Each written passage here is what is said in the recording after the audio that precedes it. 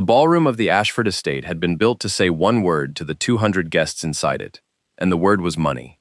Gold leaf climbed the ceiling in slow gilded waves. Crystal chandeliers threw light across white floral towers stacked higher than a man's head, and a string quartet in the corner played like it had never once been asked to play for anyone who couldn't afford it. Marcus Reed walked into that room in a tailored navy suit, collar open, no tie, and he did not try to blend in, because he had learned a long time ago that blending in was never really available to him in rooms like this one anyway. Beside him, holding tight to his hand, was Maya, 6 years old, in a small white dress and a delicate tiara she had refused to take off since they'd left the house. And Marcus watched the room the way he watched everything, the way 14 years as a forensic data analyst had trained him to watch anything. Not for what it showed you, but for what it was quietly built to hide. People smiled at him as he passed. Marcus cataloged the smiles the way he cataloged corrupted server logs, filed, time-stamped, cross-referenced against the last time he'd seen that same smile aimed at someone who didn't belong. He wasn't naive about why he and Maya had been invited at all. An old colleague's daughter, a courtesy seat at table 14. He hadn't expected to be looked at twice. He also hadn't expected to enjoy himself this little. 30 feet away, the groom was working the room the way his father had trained him to work a room. Julian Hayes shook hands a beat too long, gripped a shade too firm, laughed loud at senators and old money men, whose names Marcus recognized from filings he'd audited years ago and never quite forgotten. Julian's tuxedo was pressed to a mirror shine, his bow tie perfectly straight, and when his eyes swept the room and briefly crossed Marcus's, something in his face did a small, practiced thing. Not hostility, not yet. Just the flat, appraising look of a man doing math on who was allowed to be standing where. Marcus had seen that look on men before. It always meant the same thing. It meant the room had been built for people like Julian, and everyone else was a rounding error. He might have let it go entirely, might have eaten his dinner, watched Maya twirl her tiara at the other children, driven home before midnight, and never thought of the Hayes family again. Except that his tablet buzzed once against his hip, soft and ordinary, the way it buzzed for 100 harmless notifications a day. This one wasn't harmless. A misrouted file kicked loose by some overloaded hotel server juggling the wedding's guest network traffic had landed squarely in Marcus's secure inbox instead of wherever it had actually been addressed. He almost swiped it away without opening it. Professional habit stopped his thumb instead. The same habit that had built his whole career. The reflex that never let a stray thread go unpulled. He opened it under the table, screen dimmed low, Maya humming beside him over her plate of wedding cake. It took him 4 lines to understand what he was looking at. It took him 30 seconds to feel the floor of the beautiful room tilt very slightly under his chair. Falsified structural reports. A metropolitan rail line racing toward completion on safety numbers that had been quietly rewritten. Bypassed integrity codes, millions in bribes routed through a dozen shell accounts, all of it stamped, however many layers deep, with the name of the family whose son stood 30 feet away shaking a senator's hand. Marcus looked up from the screen at Julian Hayes laughing under the chandeliers, at Arthur Hayes watching the room the way a man prices a room he already owns, at the bride in her lace gown and veil smiling like she had decided, the way people decide to trust a bridge because everyone else is already standing on it. That none of this could possibly be true. He had exactly no idea yet how badly the evening was about to come apart. He only knew, with the flat, certain clarity that had never once failed him in 14 years of finding what other people had tried to bury, that somebody in that gilded room was about to make a very serious mistake, and it would not be him. If you can already feel the storm building under all that gold leaf and candlelight, you're in exactly the right place. Subscribe now so you don't miss the moment this whole room finds out who they're really dealing with. And do me one favor before you go. Tell me in the comments what city, what country you are watching from. The chandeliers glittered down onto 200 faces that had all decided, without ever having to say it aloud, exactly where a man like Marcus belonged in a room like this. Marcus stood near the edge of the dance floor in his tailored navy suit, collar open, watching his daughter twirl in her small white dress and tiara among a knot of other children. And he kept one eye on Maya the way he always did, out of instinct as much as love. Cataloging exits and strangers the way other fathers never had to learn to. His tablet buzzed against his hip, soft, ordinary. He almost let it go. He didn't. 14 years of forensic work had trained the habit out of him, the reflex that never let a stray thread sit unpulled, even at a wedding, even with cake frosting on his daughter's chin 20 feet away. He tilted the screen low under the table edge and read, and it took him 4 lines to understand what a misrouted server had just handed him, and 30 more seconds to feel the beautiful gilded room tilt very slightly on its foundation. Falsified structural reports. A metropolitan rail line racing toward opening day on safety numbers that had been quietly, deliberately rewritten. Bypassed integrity codes on load-bearing supports that would carry 40,000 commuters a day. Millions in bribes laundered through shell accounts, and every layer of it, however many folders deep, stamped with the name of the family whose son was currently laughing with a senator 30 feet away. Marcus sat with it for exactly as long as it took him to decide he could not simply enjoy his daughter's slice of wedding cake and let it go. Some men could compartmentalize a public safety catastrophe until Monday morning. Marcus had spent his whole career being the kind of man who couldn't. He thought of the commuters who would ride that line at rush hour, packed shoulder to shoulder, trusting a name on a plaque they'd never think twice about. He thought of Maya, still twirling under the chandeliers, and how easily a person's whole life could ride on numbers nobody bothered to check. He found a quiet moment when Julian stepped out of the ballroom into the brightly lit corridor beyond it, and he followed, and he kept his voice low and level, the voice he used in rooms where the numbers mattered more than the noise. He didn't accuse, he asked. He said there were some discrepancies in a transit safety filing that had crossed his path, said it gently, professionally, gave Julian every reasonable door to walk through with his dignity intact. A miscommunication, a subcontractor's error, anything. Julian's face did not take the door.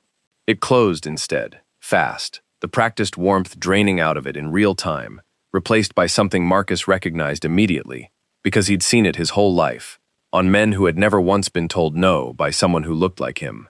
"Who exactly do you think you are?" Julian said, low and shaking. "Walking into my wedding and asking me about my family's company." He said my wedding like it was a threat. He said my family's company like the words alone should have ended the conversation. When Marcus, calm, did not back down, said only that the numbers were public safety numbers, that people would be riding those trains, something in Julian simply snapped loose. He lunged before Marcus saw it coming, and the slap landed hard and open-palmed across Marcus's face, loud enough to carry back into the ballroom, loud enough that the string quartet actually stopped mid-note. 200 guests turned as one. An elderly woman near the flowers pressed a hand flat to her chest, gasping. The bride stood frozen in her lace and her veil, bouquet forgotten at her side, her mouth open in pure horror at what her husband of 40 minutes had just done in front of every important person either family had ever known. Near the head table, Arthur Hayes did not gasp, did not move at all. He simply watched, cold and assessing, already calculating what this scene would cost him rather than what it meant.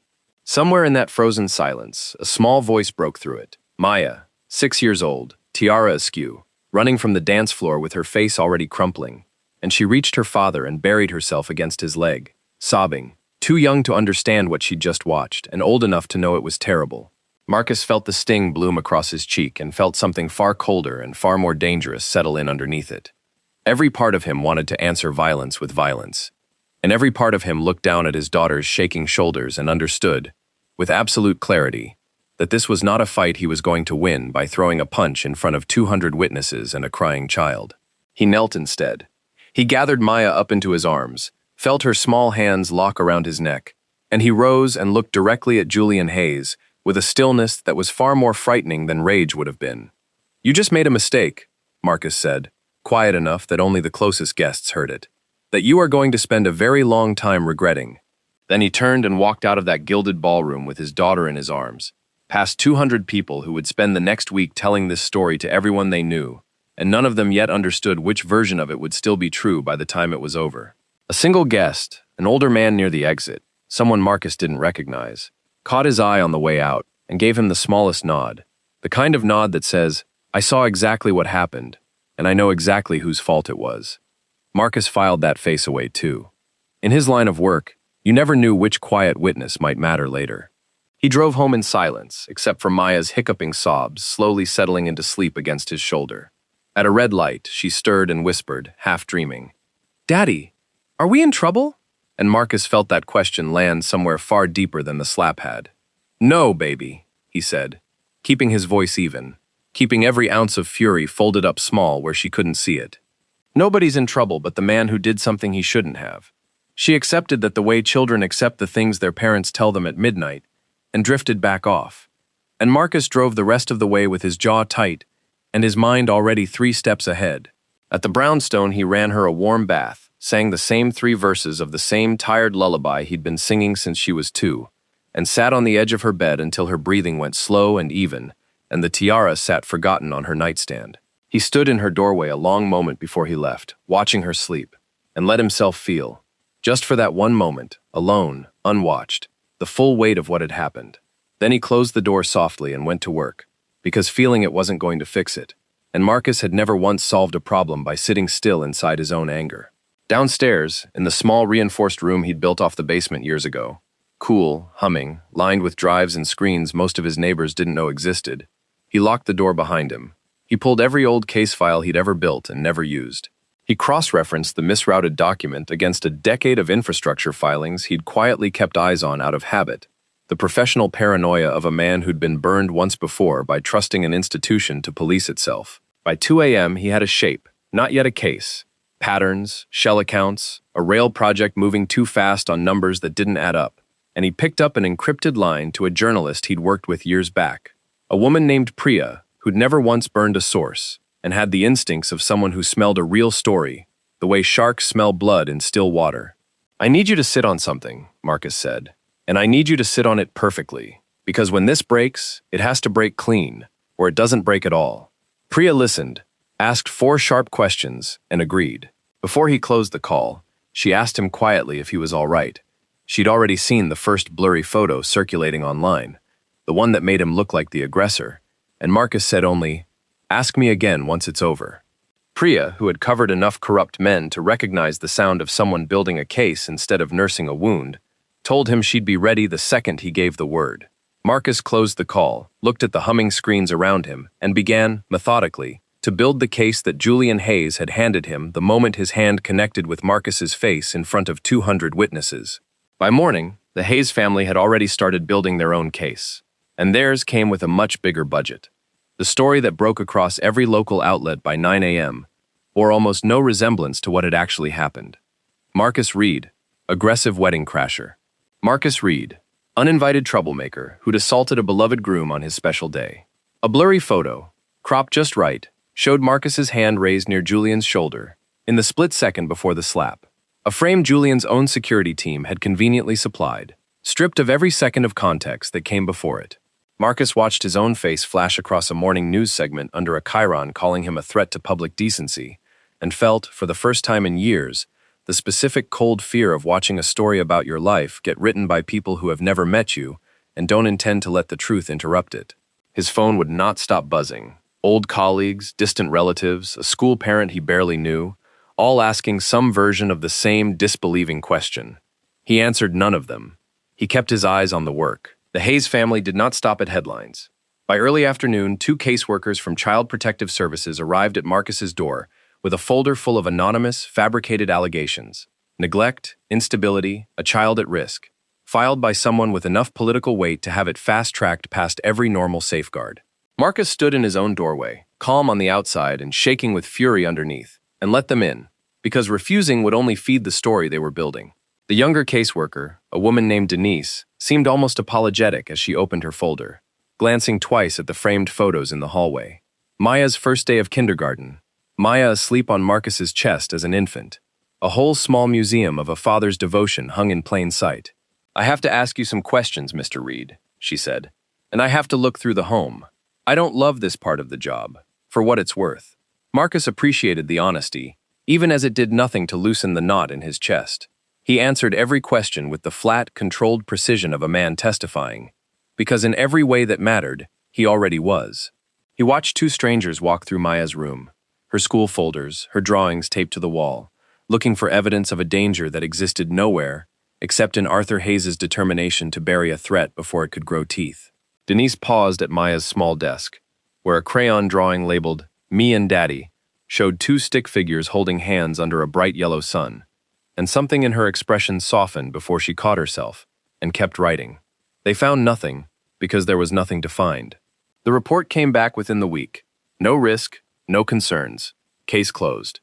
But Marcus understood, standing in his own kitchen watching them write their notes, exactly how far this family was willing to go, and exactly what they were telling him, that they could reach into the one part of his life he protected above all else, anytime they chose. It touched something old in him, too, a memory from his own childhood of watching an institution fail his family once before, of learning young that the systems built to protect people didn't always bother to. He had spent years keeping that memory folded away so it wouldn't calcify into bitterness.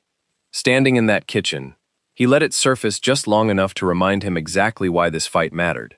And then he folded it away again, colder and more precise than before. 2 days later, a courier delivered a thick, aggressively bound legal filing to Marcus's door. A multi-million-dollar corporate espionage lawsuit, Hayes Industries versus Marcus Reed, alleging he had illegally accessed and disseminated proprietary corporate data.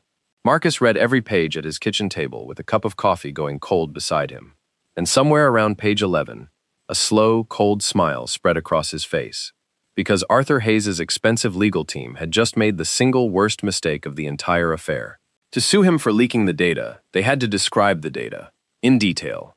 Under oath in a public court filing, they had just formally acknowledged, on the record, that the safety reports existed, that they were authentic, and that they belonged to Hayes Industries.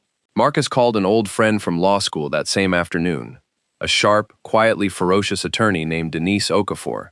Not the caseworker, a different Denise entirely. One who owed Marcus a favor from a case years back and was delighted to finally collect it in a courtroom instead of over coffee. She read the filing twice, laughed once, sharp and short, and said, "They just handed you the keys to their own house, Marcus. All we have to do is answer, demand discovery, and let the law do exactly what it's built to do." Marcus had spent a decade building cases against people clever enough never to admit what they'd actually done. Arthur Hayes had just admitted it for him, wrapped in a bow, filed with the county clerk. Discovery would now legally compel Hayes Industries to turn over the very servers Marcus needed access to. They thought they'd built a cage. They'd built him a key. Arthur Hayes, sensing, correctly, that his lawsuit had accomplished nothing but hand a stranger a map to his own vault, tried a quieter approach next. A well-dressed operative appeared at a coffee shop 3 blocks from Marcus's brownstone, introduced himself only as a representative of interested parties, and slid a slim folder across the table containing an offer. 7 figures, wired same day, in exchange for Marcus's silence, his cooperation in dropping the matter entirely, and his signature on an ironclad non-disclosure agreement. The man smiled the whole time, the easy smile of someone who had never once had an offer like this refused. "Think of your daughter," he added, almost gently, like it was a kindness and not a threat wearing one. "This kind of money changes a life, sets her up for good. Nobody has to know any of this ever happened." Marcus let him finish the entire pitch without interrupting, kept his face perfectly still, and asked only one question before the man left. "Does Arthur know you're using his son's mistake to buy my silence? Or is this your own initiative?" The operative's smile flickered, just slightly, just long enough for Marcus to know the answer didn't matter. The money trail would speak for itself either way. Marcus thanked him for his time, slid the folder back across the table, and walked out, carrying, in his jacket pocket, a small recording device that had captured every word of a corporate bribery attempt in crisp, unimpeachable audio. It was, he reflected later, the single most expensive mistake Arthur Hayes had made yet, and Arthur Hayes didn't even know it was a mistake until it was already sitting in a federal evidence file. The matter escalated, as Marcus had known it eventually would, to a federal oversight hearing. Public, televised, packed with press who had spent 2 weeks calling him a wedding crasher and were about to spend 2 hours watching him prove otherwise. Marcus arrived early, in a plain gray suit, no theater, no anger visible anywhere on his face. He caught sight of Elena near the back of the gallery, seated apart from the Hayes family entirely, her hands folded tight in her lap, watching him with an expression that was no longer horror, but something closer to grim resolve. She gave him the smallest nod as he passed, and he understood, without a word passing between them, exactly what it meant. Julian sat at the defense table, flanked by an aggressive legal team, jaw clenched in the same furious set Marcus remembered from that ballroom corridor. Arthur sat 1 row back, composed, watching the room the way he always watched rooms, like a man pricing an asset he still believed he controlled.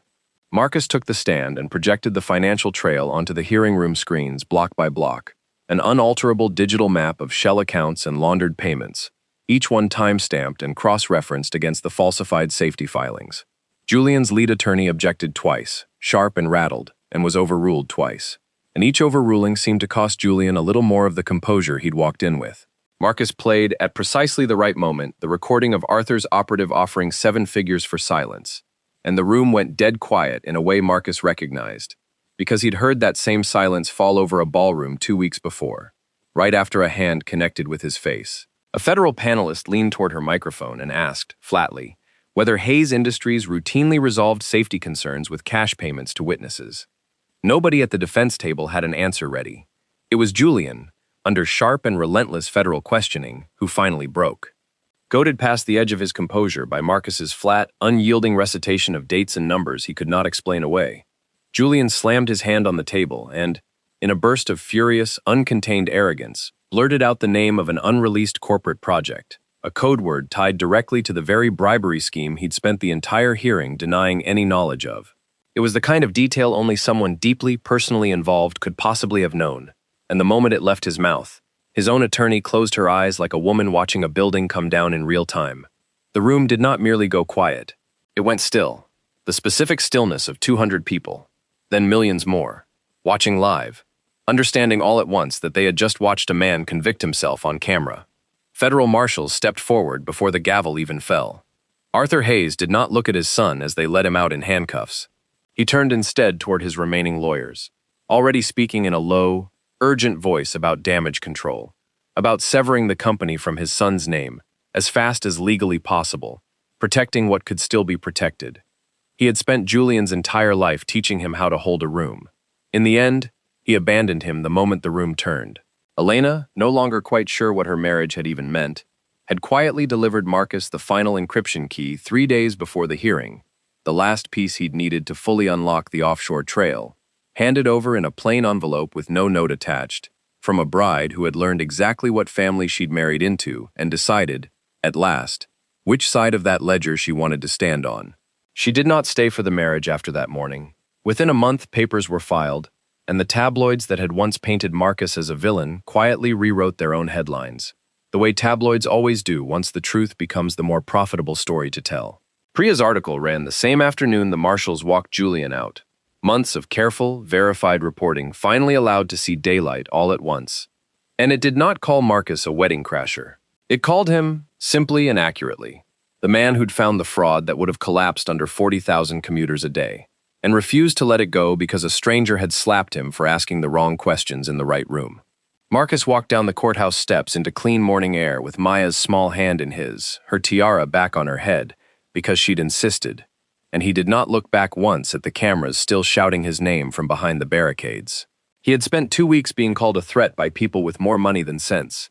He walked away instead as exactly what he'd always been, a father, protecting the one thing that mattered, who had simply been patient enough to let 200 witnesses watch the truth arrive on its own schedule. Months later, Marcus opened the doors of his own independent public safety audit firm, a small brass sign by the entrance reading nothing more dramatic than Read Data Analytics, and Maya cut the ribbon herself with a pair of scissors far too big for her hands, beaming under a tiara she wore, these days, simply because she liked it, with no ballroom and no cameras and no danger anywhere near it.